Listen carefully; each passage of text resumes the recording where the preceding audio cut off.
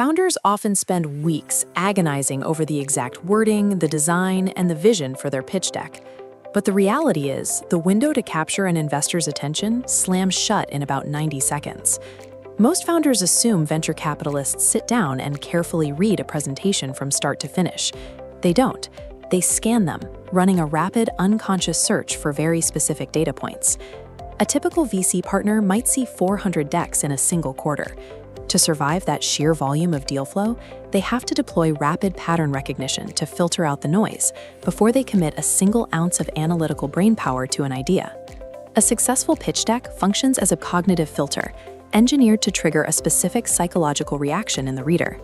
If you fail to trigger that reaction immediately, no amount of detail on slide 14 will save the meeting. Psychologists call this mechanism thin slicing. It's the brain's ability to make massive, highly accurate judgments based on incredibly narrow windows of experience. In those critical first seconds, an investor's brain is thin slicing for three distinct signals: the clarity and quality of the founder, the believability of the market opportunity, and the shape of the startup's momentum. Beneath those individual data points, the investor's subconscious is trying to answer one overarching question. They want to know if this company's success looks inevitable. If your presentation fails this rapid, intuitive test, the investor's analytical brain never turns on. The decision is made, and the meeting is lost before a single word is spoken.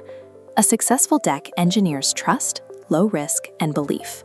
A narrative provides the frame, but without hard evidence, it's fiction. Every metric, like customer acquisition cost or lifetime value, must trace back to a defensible calculation. Displaying early or unoptimized numbers actually proves you have a firm operational grip on the business. It shows the investor that you understand which levers drive your outcomes. Presenting a grand vision without that metric integrity is immediately perceived as hype.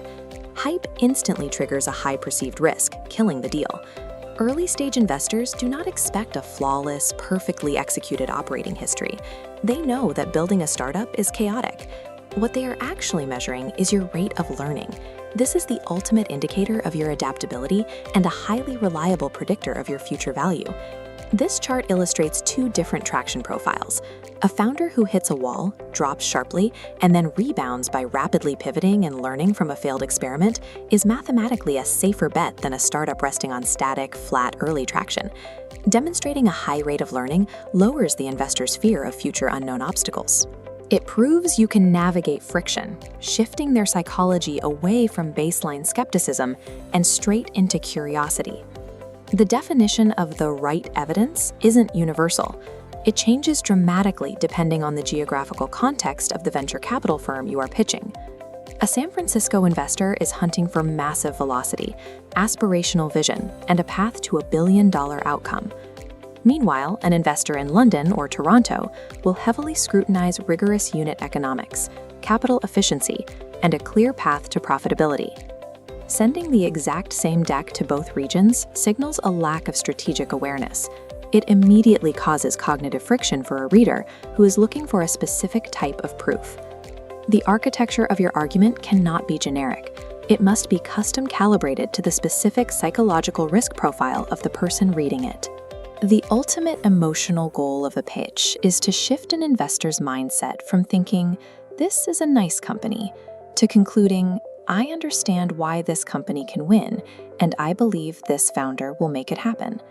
That level of unmanufactured conviction doesn't come from loud hype or manufactured certainty.